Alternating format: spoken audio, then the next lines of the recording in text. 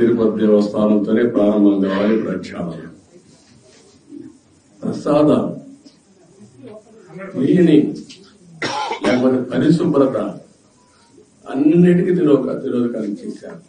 తిరుమల ఒక పవిత్రమైన దివ్యక్షేత్రం.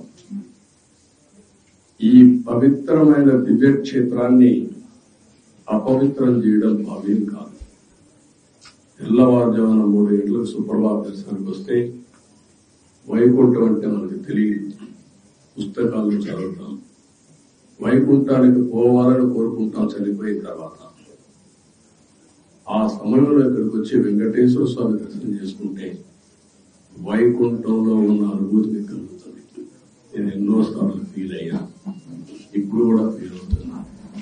అందుకే నేను ఇక్కడికి వచ్చినప్పుడు అన్ని విషయాలు మర్చిపోయి ఒక పవిత్రమైన భావంతో పోవాలి. ఒకే స్లోగన్ ఉండాలి.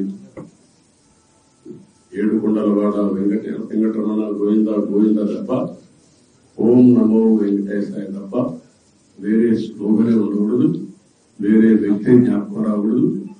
ఆ పేరుతోనే మొత్తం ప్రక్షాళన చేస్తాం. మళ్లీ భారతదేశం కాకుండా ప్రపంచం మొత్తం అభినందించే విధంగా ఈ టీజీని తీర్చిదిద్దామని తెలియజేసుకుంటూ